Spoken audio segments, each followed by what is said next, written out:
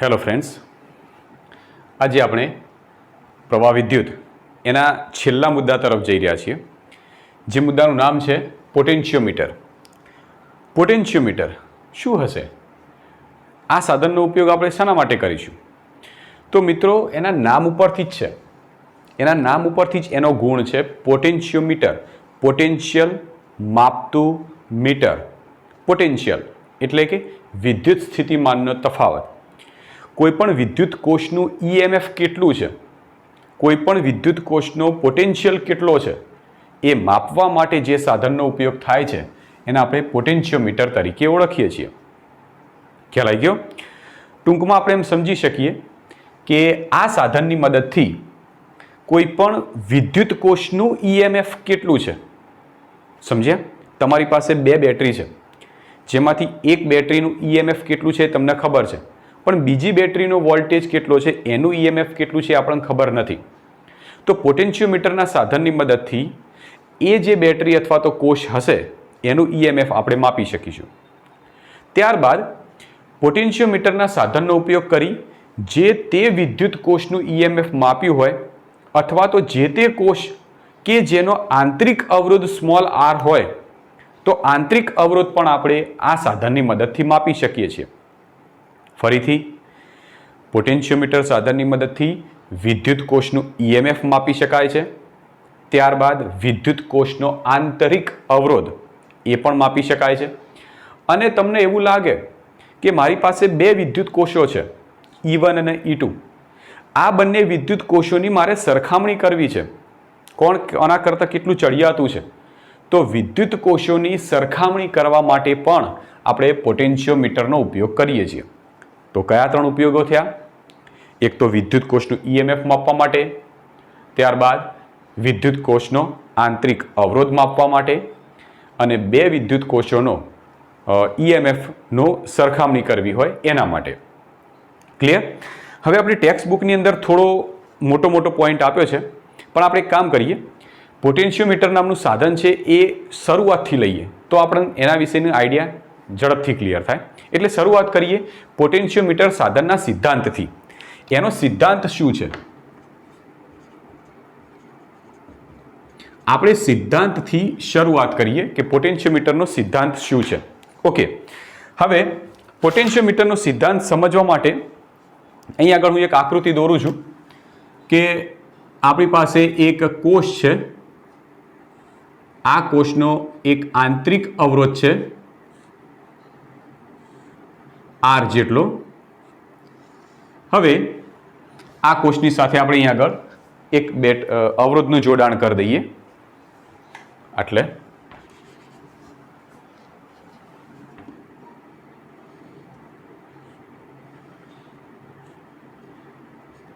RB. હવે આ રીતે આપણે એક જોડાણ કરેલું છે, એક રચના બનાવી છે. સમજો કઈ રચના છે. આ વિદ્યુત કોષ, આ વિદ્યુત કોષ, એનો આંતરિક અવરોધ છે પણ અહીં આગળ દર્શાયો નથી. RB એની સાથે શ્રેણીમાં છે, તો આ અવરોધ જે વેરિયેબલ અવરોધ છે કે જેની કિંમત આપણે બદલી શકીએ છીએ, કોઈ અવરોધ પેટીમાંનો અવરોધ, એ આની સાથે શ્રેણીમાં છે, તો આની સાથે શ્રેણીમાં લગાવ્યો છે. હવે તમને આની એક રચના સમજાવી દઉં કે આની રચનામાં A થી લઈને C સુધીમાં આપણે એક કોન્સ્ટન્ટ ધાતુનો એક તાર લગાડેલો હોય છે. તમે મીટર બ્રિજનું જે સાધન જોયું હતું લાકડાનું, સેમ એવા જ પ્રકારનું સાધન આવે છે મીટર બ્રિજ. પણ એમાં ફરક એટલો પડે છે કે મીટર બ્રિજમાં એક તાંબાનો તાર હતો, એ તાર 100 સેન્ટીમીટરનો હતો, 1 મીટરનો. જ્યારે અહીં આગળ જે તાર લગાડેલો હશે કોન્સ્ટન્ટ ધાતુનો તાર, એ 3 થી 4 મીટરનો હશે. એટલે આમ જશે, પાછો રિટર્ન આવશે, પાછો રિટર્ન આવશે, આમ જશે. એટલે 3 થી 4 મીટર લંબાઈનો કોન્સ્ટન્ટ ધાતુનો તાર હોય છે. બરાબર? એટલે અહીંથી શરૂ કરે છે, અહીંયા સુધી હોય છે. હવે એની રચનામાં જો તમે જોશો તો અહીંયા આગળ આ જે બ્લુ કલરથી તમને દેખાય છે એ બધી પટ્ટીઓ છે, ધાતુની પટ્ટીઓ. એટલે અહીંથી તાર ગયો આ બાજુ, ધાતુની પટ્ટી સાથે જોઈન્ટ કર્યો, અહીંથી આ બાજુ આવો, અહીંયા ધાતુની પટ્ટી સાથે આ બાજુ, આ બાજુ, આ બાજુ. આ બધી ધાતુની પટ્ટી છે, એની સાથે તારને જોઈન્ટ કરી એનો ઝિગઝેગ જેવો આકાર બનાવેલો છે. ક્લિયર? એ અને સી વચ્ચે જે તાર બતાવેલો છે એ તાર આપણે અહીંયા આગળ આકૃતિમાં આ પ્રમાણે બનાવીએ. આ રહ્યો તાર હોય એટલે એનો અવરોધ હોય, તો અવરોધવાળો જ આપણે અહીંયા તાર બતાવી દઈએ. એ અને સી, એ બિંદુ અને સી બિંદુનો એક તાર. બરાબર. તો અહીંથી એ અને સીનો આ જે આડી આકૃતિ છે મેં આનામાં ઊભી કરી દીધી છે. કોષ, એનો આંતરિક અવરોધ એને જોડે જ, રેઝિસ્ટર બોક્સ, કોષ એનો આંતરિક અવરોધ રેઝિસ્ટન્સ બોક્સ, રેઝિસ્ટન્સ બોક્સની સાથે તાર એનો એ છેડો કોષ સાથે, રેઝિસ્ટન્સ બોક્સની સાથે તાર એનો એક છેડો કોષ સાથે. બરાબર. એટલે આ આકૃતિને ઊભી કરીને આવી સામાન્ય બતાવી છે, આપણે સિદ્ધાંત સમજવું છે એટલા માટે. ઓકે, ચલો હવે પોટેન્શિયોમીટર કયા સિદ્ધાંત ઉપર કાર્ય કરશે, પોટેન્શિયોમીટર કેવી રીતે કામ કરતું હોય છે એ આપણે સમજવાનું છે. તો પોટેન્શિયોમીટરનો આપણે સિદ્ધાંત સમજવા માટે આપણે ગઈ જે મીટર બ્રિજવાળી જે થિયરી હતી એનો થોડો સહારો લઈશું. અહીં આગળ દેખાય છે કે એ અને સી બિંદુ વચ્ચે તમે કોન્સ્ટન્ટન ધાતુનો તાર લગાડેલો છે. કોન્સ્ટન્ટન ધાતુનો તાર હોવાથી આ તારની લંબાઈ ધારો કે લઈ લઈએ આપણે કેપિટલ એલ જેટલી. આપણે શું કર્યું, સૌથી પહેલા એસી તારની લંબાઈ કેપિટલ એલ જેટલી લઈ લીધી. હવે આ એસી તારની જે એલ લંબાઈ છે, તો એલ લંબાઈ દીઠ એનો અવરોધ કેટલો છે એ પહેલા અવરોધ શોધી કાઢીએ. તો અહીં આગળ લખીએ કે એસી તારની લંબાઈ બરાબર એલ. ધેરફોર એસી તારનો અવરોધ બરાબર એલ ઇન્ટુ રો થશે. કેવી રીતે થયો તો આપણે આગળ ભણી ગયેલા હતા. કેવી રીતે હું તો અહીં આગળ લખું છું કે એકમ લંબાઈ દીઠ અવરોધ બરાબર રો, ધેરફોર એલ લંબાઈ દીઠ અવરોધ બરાબર કેટલો, તો જવાબ કેટલો મળશે, એલ ઇન્ટુ રો. આવી રીતે આપણે એસી તારનો અવરોધ એલ ઇન્ટુ રો લાયા છીએ. તો આપણે એસી તારનો અવરોધ મળી ગયો એલ ઇન્ટુ રો. હવે આ જે કોષ રહ્યો એ કોષનો આ ધન છેડો ના ઋણ છેડો, તો ધનથી ઋણ તરફની દિશામાં આઈ જેટલો પ્રવાહનું વહન થાય છે. આઈ જેટલો પ્રવાહ અહીંથી થઈને આ બાજુ આવે છે. એ પ્રવાહ કેટલા મૂલ્યનો છે પેલા પ્રવાહ શોધી કાઢીએ. તો તારમાંથી વહેતો પ્રવાહ આઈ બરાબર, પ્રવાહ બરાબર શું, તો કુલ પ્રવાહ બરાબર કુલ ઈએમએફ ભાગ્યા કુલ અવરોધ. ઓકે, કુલ ઈએમએફ, તો આખી રચનામાં કુલ ઈએમએફ કેટલું છે, ફક્ત બેટરીનું જે છે તો ઈ જેટલું, ભાગ્યા કુલ અવરોધ કેટલો થશે, તો આનો કુલ અવરોધ કેટલો છે, તો જો આર આંતરિક અવરોધ સ્મોલ આર, રેઝિસ્ટન્સ બોક્સનો અવરોધ આપણે લઈ લઈએ કેપિટલ આર, અને આટલો જે એલ લંબાઈનો જે તાર હતો એનો અવરોધ જે એલ ઇન્ટુ રો છે. તો કુલ અવરોધ કેટલો થયો, 3 શ્રેણીમાં, તો કુલ અવરોધ થશે આર વત્તા કેપિટલ આર વત્તા એલ રો. તો આર વત્તા કેપિટલ આર વત્તા એલ રો. તો કુલ ઈએમએફ હતું ઈ અને કુલ અવરોધ હતો આર વત્તા આનો અવરોધ જે આપણે લાયા એલ ઇન્ટુ રો. તો આટલા મૂલ્યનો પ્રવાહ આ જે સર્કિટ છે એ સર્કિટમાંથી વહેતો હશે. હવે માની લઈએ કે આપણે ગયા જે મીટર બ્રિજમાં જોયું હતું કે મીટર બ્રિજમાં ગેલ્વેનોમીટર સાથે એક જોકી કળ લઈ અને તાર ઉપર ખસેડતા કોઈ તટસ્થ બિંદુ લાવતા હતા. માની લઈએ કે આને તટસ્થ બિંદુ આ જગ્યાએ મળે છે, કોઈ બી નંબરના સ્થાન ઉપર તટસ્થ બિંદુ મળે છે. આ જે બી નંબરનું સ્થાન છે જેનું એથી લંબાઈ છે સ્મોલ એલ જેટલી, મારે શોધવું છે આ જે એ બી ભાગ રહ્યો, એ બી ભાગના બે છેડા વચ્ચે વિદ્યુત સ્થિતિમાનનો તફાવત કેટલો હશે. કારણ કે પોટેન્શિયોમીટરનો ઉપયોગ શું થશે, વિદ્યુત સ્થિતિમાનનો તફાવત માપવા માટે. મને જે આ એ બી વિભાગ મળ્યો એ બી વિભાગના બે છેડા વચ્ચે વિદ્યુત સ્થિતિમાનનો તફાવત કેટલો હશે એ મારે માપવું છે. તો ચલો શરૂ કરીએ. તો એ બી વિભાગમાં આમ લખીએ, એ બી વિભાગમાં પોટેન્શિયલ ડિફરન્સ, એ બી વિભાગમાં પોટેન્શિયલ ડિફરન્સ જોઈએ. તો એબી વિભાગમાં પોટેન્શિયલ ડિફરન્સ ચલો આપણે VL તરીકે ઓળખીએ. પોટેન્શિયલ ડિફરન્સ એટલે વિદ્યુત સ્થિતિમાનનો તફાવત, જેને આપણે VL કહી દઈએ. તો VL બરાબર V બરાબર IR સૂત્રનો ઉપયોગ કરીએ. તો આ એબી વિભાગમાંથી વહેતો પ્રવાહ, તો પ્રવાહ કેટલો વહેતો હશે? I જેટલો ઇન્ટુ R. R એટલે એબી વિભાગનો અવરોધ, તો R AB. ખ્યાલ આવી ગયો? VL એટલે આ એબી વિભાગના બે છેડા વચ્ચે વિદ્યુત સ્થિતિમાનનો તફાવત બરાબર એબી વિભાગમાંથી વહેતો પ્રવાહ ગુણ્યા એબી વિભાગનો અવરોધ. તો અવરોધ છે RAB, પણ એ કેટલો છે હજી તો મેળવ્યો નહીં. તો આપણે RAB ની કિંમત પહેલા મેળવી દઈએ. RAB એટલે શું? એબી વિભાગનો અવરોધ. કેવી રીતે મળશે? તો આ જે સૂત્ર છે એનો ઉપયોગ કરીએ કે જો એકમ લંબાઈ દીઠ અવરોધ ρ હોય તો એબી વિભાગની લંબાઈ સ્મોલ l છે, તો એનો અવરોધ કેટલો થાય? તો અહીંયા લખીએ કે એકમ લંબાઈ દીઠ અવરોધ બરાબર ρ, ધેરફોર સ્મોલ l લંબાઈ દીઠ અવરોધ બરાબર કેટલો? તો કેટલો થશે? L into ρ. અને આ કયો મળશે? એબી વિભાગનો અવરોધ. તો એ કિંમત અહીં આગળ મૂકી દઈએ. ધેરફોર VL બરાબર પ્રવાહ I કેટલો લાયા?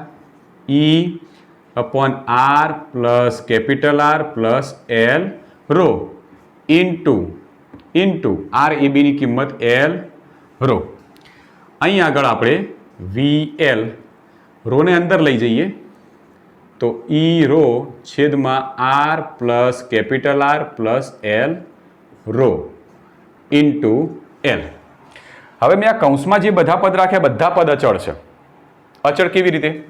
કે ધારો કે હું ગેલ્વેનોમીટર સાથે જે જોકી કળ છે એને હું આ તાર ઉપર ખસેડે જઉં તો કઈ કઈ કિંમતમાં ફેરફાર થશે? તો EMF બહારથી આપેલું હોય તો અચળ જ રહેવાનું છે. ρ એકમ લંબાઈ દીઠ અવરોધ એ પણ અચળ રહેશે. R આંતરિક અવરોધ એ પણ અચળ રહેવાનો છે. બાહ્ય અવરોધ R પણ અચળ. તમે જ્યારે ગેલ્વેનોમીટરના તાર ઉપર ખસેડતા જશો તો ફક્ત લંબાઈ જ બદલાશે, આ સ્મોલ l ની કિંમત જ બદલાશે. એટલા માટે આપણે એને બહાર લીધેલી છે. તો કૌંસના બધા પદ અચળ છે. અને અચળ બરાબર આપણે કોઈ સંજ્ઞા લઈ લઈએ, phi ઇન્ટુ L. આ સૂત્રની અંદર જે મળતો phi છે એ phi ને આપણે શું કહીશું? તો phi વિશે ચર્ચા કરીએ કે જ્યાં phi બરાબર વિદ્યુત સ્થિતિમાન પ્રચલન. ઓકે, phi ને આપણે કહીશું વિદ્યુત સ્થિતિમાન પ્રચલન. અથવા તો તમે એમ પણ કહી શકો કે એકમ લંબાઈ દીઠ પોટેન્શિયલ ડિફરન્સ. જેમ એકમ લંબાઈ દીઠ અવરોધને ρ કહેવાય એવી જ રીતે phi ને આપણે કહીશું એકમ લંબાઈ દીઠ પોટેન્શિયલ ડિફરન્સ. બરાબર છે? તો આ સૂત્ર આપણને મળ્યું. આ સૂત્રને આપણે આવી રીતે પણ વ્યાખ્યાયિત કરી શકીએ. આને અહીંયા લખું છું કે VL ચલે છે, phi તો વિદ્યુત સ્થિતિમાન પ્રચલન અને phi તો વાસ્તવમાં બધી અચળ કિંમતોથી બનેલો છે, તો એ તો અચળ થઈ ગયું. તો VL ચલે છે L. તો આનો મતલબ શું થયો? કે તાર ઉપર કોઈ પણ બિંદુએ બે છેડા વચ્ચે મળતો વિદ્યુત સ્થિતિમાનનો તફાવત એ તે બે બિંદુઓ વચ્ચેના અંતરના સમપ્રમાણમાં હોય છે. જો VL એ વાસ્તવમાં શું હતું? A અને B આ બંને બિંદુઓ વચ્ચે વિદ્યુત સ્થિતિમાનનો તફાવત. એની કિંમત કોના ઉપર આધાર રાખશે? એ બંને બિંદુઓ વચ્ચેના અંતર ઉપર. તો આના ઉપરથી સિદ્ધાંત આપણે આમ બનાવી શકીએ કે તારમાં કોઈ પણ બે બિંદુઓ વચ્ચેનો પોટેન્શિયલ ડિફરન્સ એ તે બે બિંદુઓ વચ્ચેના અંતરના સમપ્રમાણમાં હોય છે. આ થયો પોટેન્શિયોમીટરનો સિદ્ધાંત. તો આ બાબત આપણે સૌથી વધારે યાદ રાખવાની છે. પોટેન્શિયોમીટર કેવી રીતે કામ કરતો હોય છે, એનો સિદ્ધાંત શું છે, એ સિદ્ધાંત જ્યાં સુધી આપણે સમજીએ નહીં ત્યાં સુધી એ પોટેન્શિયોમીટરની જે થિયરી છે એ થિયરી વિશેના કોન્સેપ્ટ આપણે ક્લિયર કરી શકીએ નહીં. તો ફરીથી જો આપણે પોટેન્શિયોમીટરનો સિદ્ધાંત કેવી રીતે લીધો, પોટેન્શિયોમીટરની જે આકૃતિ એ જ લીધી પણ આપણે એને થોડી ઊભી કરી દીધી કારણ કે ઇઝીલી સમજાય એટલા માટે. આની અંદર સૌથી પહેલાં એ અને સી બંને તાર હતા. હવે આપણે એસી જે તાર છે એસી તારની લંબાઈ આપણે એલ જેટલી ધારી દીધી, કેપિટલ એલ. એસી તારનો આપણે અવરોધ મેળવી દીધો એલ ઇન્ટુ રો આ સૂત્ર અનુસાર. તો આ જે પરિપથ બન્યો એ પરિપથમાંથી વહેતો પ્રવાહ આઈ શોધવો હોય તો પ્રવાહ આઈ બરાબર કુલ ઈએમએફ ભાગ્યા કુલ અવરોધ. કુલ ઈએમએફ તો અંદર ઈ જેટલું જ હતું ભાગ્યા અવરોધ, તો આ 3 અવરોધ શ્રેણીમાં માટે 3 નો સરવાળો આર વત્તા આનો અવરોધ એલ ઇન્ટુ રો. હવે આપણે શું કરવાનું છે, કોઈ પણ કોષ લગાડેલો હોય એનું ઈએમએફ કેટલું છે માપવું હોય તો આ તાર ઉપરનું તટસ્થ બિંદુ મેળવવું પડે. ધારો કે બી બિંદુ એ આ તાર ઉપરનું તટસ્થ બિંદુ હતું. બી બિંદુનું એથી અંતર આપણે સ્મોલ એલ ધારી દીધું. તો આ એબી વિભાગનો પોટેન્શિયલ ડિફરન્સ મેળવવો છે તો એબી વિભાગમાં પોટેન્શિયલ ડિફરન્સ વીએલ બરાબર આઈ ઇન્ટુ આર એબી થઈ જશે. ઓકે, આઈ ઇન્ટુ આર એબી. તો વીએલ બરાબર આઈની કિંમત કેટલી છે, તો આઈની કિંમત આપણે મેળવી આટલી ઇન્ટુ આર એબી એટલે એલ ઇન્ટુ રો. આનંદથી રો આપણે અંદર લઈ લીધા તો કૌંસમાં બધા અચળ પદ થઈ ગયા. અચળ પદ તરીકે આપણે ફાઈ લઈ લીધો. ક્લિયર. ફાઈને આપણે કહીશું વિદ્યુત સ્થિતિમાન પ્રચલન અથવા એકમ લંબાઈ દીઠ પોટેન્શિયલ ડિફરન્સ. ફાઈ એ અચળ છે તો કાઢી દઈએ તો વીએલ ચલે છે એલ થઈ જાય. આને કહેવાશે તારમાં કોઈ પણ બે બિંદુ વચ્ચેનો વિદ્યુત સ્થિતિમાનનો તફાવત એ તે બે બિંદુ વચ્ચેના અંતરના સમપ્રમાણમાં હોય છે. આ મળ્યો પોટેન્શિયોમીટરનો સિદ્ધાંત. હવે આપણે એમાંથી પહેલો વિભાગ લઈએ કે પોટેન્શિયોમીટરનો ઉપયોગ કરીને કોઈ વિદ્યુત કોષ હોય તો વિદ્યુત કોષનું ઈએમએફ કેવી રીતે મપાય છે. આ યાદ રાખજો, વીએલ બરાબર ફાઈ ઇન્ટુ એલ. ઓકે, આનો ઉપયોગ આપણે અહીંયા આગળ કરવાનો છે. તો સૌથી પહેલા આપણે લઈએ પહેલો વિભાગ. પોટેન્શિયોમીટરનો ઉપયોગ કરી આપણે પહેલું મેળવવું છે બે વિદ્યુત કોષોની ઈએમએફની સરખામણી કરવી છે.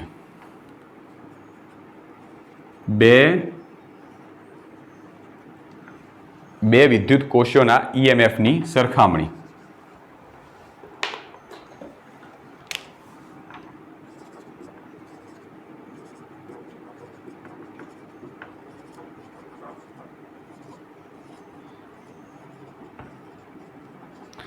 ઓકે, ચલો પહેલું કામ કરીએ. કોઈ બે વિદ્યુત કોષો લઈ લઈએ, એના ઈએમએફની સરખામણી કરીએ પોટેન્શિયોમીટરની મદદથી. ઓકે, અહીંયા જુઓ આકૃતિમાં આ જે ઈએમએફ આપણે વિદ્યુત કોષ લગાડેલો છે એ પ્રમાણભૂત વિદ્યુત કોષ, મતલબ કે એ એક એવો છે કે જે કોષને ચલાવવા માટે જે પોટેન્શિયોમીટર છે એને ચલાવવા માટે જે આપણે કોષની જરૂર પડે, જે બાહ્ય બેટરીની જરૂર પડે, એ આના અંદર આપણે કોઈ ફેરફાર કરવાનો નહીં. એ પ્રમાણભૂત વિદ્યુત કોષ છે. આની સાથે આપણે એક અવરોધ બેંક, અવરોધ પેટી, એમાંથી કોઈ પણ મૂલ્યનો આપણે અવરોધ સેટ કરી શકીએ. આનું તીરનો મતલબ એ થાય વેરિયેબલ, એની કિંમત આપણે બદલી શકીએ. તો આર મૂલ્યનો કોઈ એક અવરોધ લઈ લઈએ. એ થી લઈને સી સુધી આપણો અવરોધક તાર છે કોન્સ્ટન્ટ ધાતુનો. એ બિંદુ પાસે આપણે બે કોષો લગાડ્યા છે E1 અને E2. E1 અને E2 નું બંને જે કોષોનો બીજા નંબરનો છેડો છે 1 અને 2 નંબરના પોઈન્ટ સાથે, અને 3 નંબરનો પોઈન્ટ છે એ ગેલ્વેનોમીટર સાથે, અને ગેલ્વેનોમીટરના છેડો જોકી કળ સાથે, જોકી કળનો છેડો છે એ N1 અને N2 બિંદુ સાથે. અહીં આગળ એવું ના હોય કે ગેલ્વેનોમીટર સાથે બે પોઈન્ટ કાઢેલા હોય, એક કોષ માટે એક પોઈન્ટ અને બીજા કોષ માટે બીજો પોઈન્ટ છે, એવી રીતે આપણે વિચારવાનું છે. બરાબર છે. હવે આ જે બોક્સમાં તમને 1, 2, 3 નંબર આપેલા છે એ ત્રિમાર્ગીય કળ છે. ત્રિમાર્ગીય કળ એટલે એ કળને તમે આમ હોય આ બાજુ કનેક્ટ કરો એટલે પહેલા નંબરની સર્કિટ સાથે જોડાણ થાય, એને ફેરવીને તમે આમ ફેરવી દો એટલે બીજા નંબરની સર્કિટ સાથે જોડાણ થાય. એટલે ધારો કે એ કળ માની લો કે અત્યારે આમ હોય તો 2 અને 3 નંબરના પોઈન્ટ જોઈન્ટ હશે તો E2 કોષ કાર્યરત હશે. જો આને હું ફેરવીને આમ કરી દઉં તો 1 અને 3 નંબરના પોઈન્ટ જોઈન્ટ થઈ જશે તો E1 કોષ કાર્યરત થશે. તો આપણે આવું જ કરીએ. સૌથી પહેલું કામ આપણે કરીએ કે E1 નંબરનો જે કોષ છે એને જોઈન્ટ કરીએ, એટલે 1 અને 3 નંબરને જોઈન્ટ કરી દઈએ અને E2 કોષને ખુલ્લો રાખીએ. તો 1 અને 3 નંબરને પોઈન્ટ જોઈન્ટ કરી E1 કોષને કાર્યરત રાખીએ તો શું થશે? તો E1 કોષને કાર્યરત કરીએ તો એવા વખતે 1 અને 3 નંબરનું પોઈન્ટ જોઈન્ટ થવાથી ગેલ્વેનોમીટરની મદદથી આપણે જોકી કરીને તાર ઉપર ફેરવતા એક N1 નંબરનું એક એવું બિંદુ મળ્યું કે જ્યારે ગેલ્વેનોમીટરે પોતાનું કોણાવર્તન 0 બતાવ્યું. તો આવી સ્થિતિમાં N1 એને આપણે તટસ્થ બિંદુ તરીકે લઈ શકીએ. બરાબર? તો અહીંયા આગળ આપણે લખીએ કે બિંદુ નહીં કે કળ 1 અને 3 જોડાણમાં હોય ત્યારે, કળ 1 અને 3 જોડાણમાં હોય ત્યારે, પહેલા 1 અને 3 નંબરની કળ જોડાણમાં હોય ત્યારે, જો આ બંને કણ જોડાણમાં હોય તો આવી વખતે તટસ્થ બિંદુ N1 મળશે. ધેરફોર N1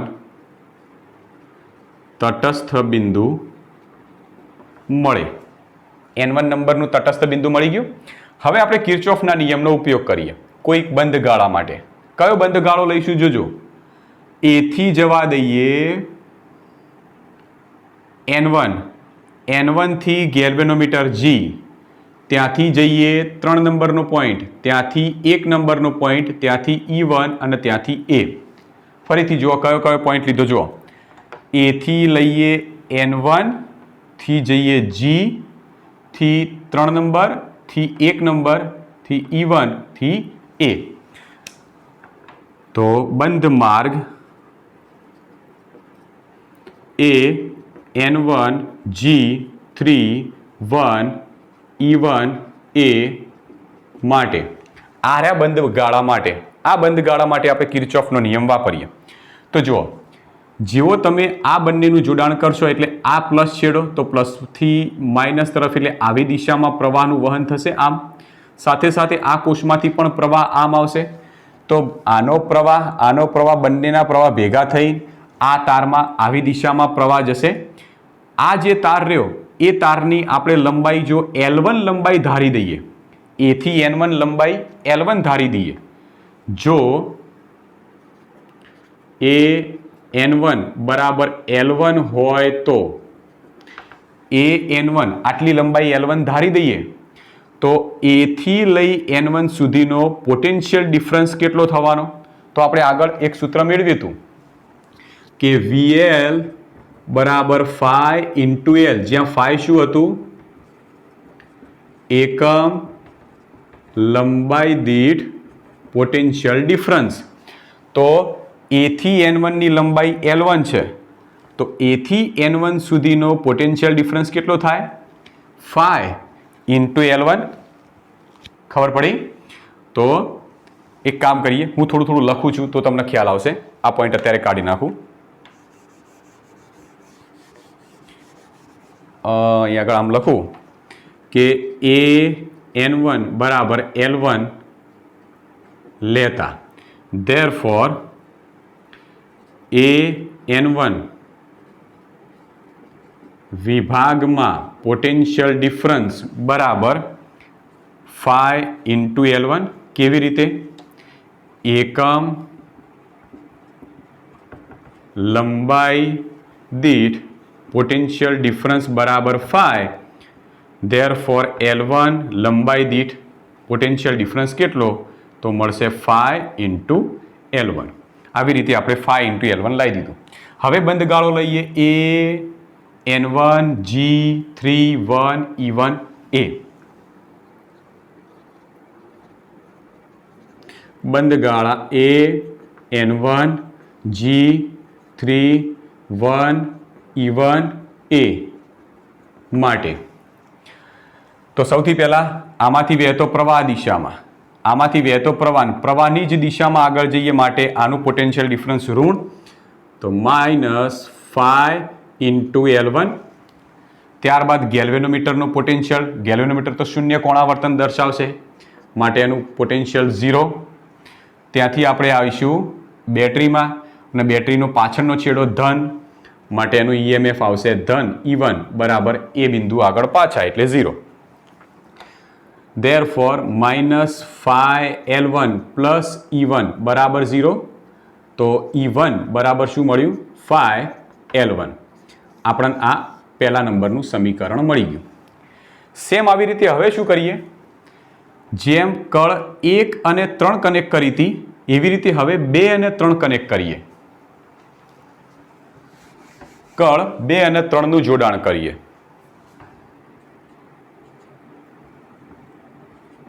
કળ 2 અને 3 જોડાણમાં હોય ત્યારે ચલો કળ 2 અને 3 જ્યારે જોડાણમાં હોય એવા વખતે ગેલ્વેનોમીટરને જ્યારે તાર ઉપર ફરીથી સરકાવવામાં આવે છે ત્યારે સરકાવતા N2 નામનું એક બિંદુ એવું મળે છે કે જ્યારે ગેલ્વેનોમીટર શૂન્ય કોણાવર્તન દર્શાવશે તો N2 બિંદુને તટસ્થ બિંદુ કહેવાશે. Therefore N2 તટસ્થ બિંદુ મળે છે. આવા સ્થિતિમાં A થી N2 સુધીની લંબાઈ N2 બરાબર L2 લઈ લઈએ. N2 સુધીની લંબાઈ આપણે લઈ લઈએ L2. તો A થી N2 સુધીનો પોટેન્શિયલ ડિફરન્સ કેટલો મળશે? તો આવી રીતે ફરીથી તમે ફરીથી મેળવી જુઓ. તો N2 વિભાગમાં પોટેન્શિયલ ડિફરન્સ બરાબર phi into L2 થશે. આવી રીતે જ સેમ. હવે બંધ ગાળો લઈએ આના અંદર N2 G3 2 E2 A માટે.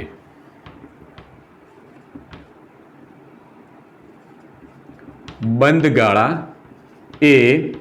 N2 G3 2 E2 A માટે. આ બંધ ગાળા માટે કિર્ચોફનો નિયમ વાપરીએ તો બંનેમાં જો E2 માંથી પણ પ્રવાહ, આમાંથી પણ પ્રવાહની દિશા આવી છે અને આપણે એ જ માર્ગમાં જઈએ માટે પોટેન્શિયલ ડિફરન્સ થશે ઋણ phi L2. આટલાથી આટલાનું પોટેન્શિયલ ડિફરન્સ phi L2. અહીંથી આગળ જઈએ ગેલ્વેનોમીટર શૂન્ય કોણાવર્તન માટે કોઈ જ પોટેન્શિયલ ડિફરન્સ નહીં મળે. ત્યારબાદ હવે આવીએ છીએ બીજા નંબરના કોષમાં. બીજા નંબરના કોષનો પાછળનો છેડો ધન માટે કિંમત ધન E2 બરાબર 0. Therefore -phi-L2 plus E2 બરાબર 0. Therefore E2 બરાબર phi-L2. આ છે આપણું બીજા નંબરનું સમીકરણ. તો બે સમીકરણ મળી ગયા. આ બંને સમીકરણનો ગુણોત્તર લઈ લઈએ. સમીકરણ 1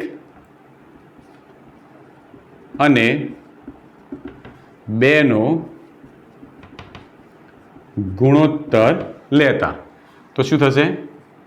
E1 upon E2 બરાબર phi કેન્સલ થઈ જવાના, L1 upon L2. તો બે વિદ્યુત કોષોની જો સરખામણી કરવી હોય E1 અને E2 તો E1 અને E2 ના મળતી જે લંબાઈઓ છે તટસ્થ બિંદુની જે લંબાઈઓ છે લંબાઈનો ગુણોત્તર જો તમને મળી જાય તો તમે બંને વિદ્યુત કોષોના EMFની સરખામણી કરી શકો. હવે ધ્યાન રાખો કે આગળ તમે એવું ભણશો કે જો બંને કોષો સહાયકમાં હોય અને બંને કોષો વિરોધકમાં હોય, પહેલા બંને કોષોને સહાયકમાં રાખીએ પછી બંને કોષોને જો વિરોધકમાં રાખીએ તો સૂત્રમાં શું ફેરફાર થશે એ આપણે નેક્સ્ટ વિડીયોમાં જોઈશું. અને બીજી ખાસ વાત એના ઉપરના કેટલાક દાખલાઓ પણ છે એ પણ આપણે નેક્સ્ટ લેક્ચરમાં જોઈશું.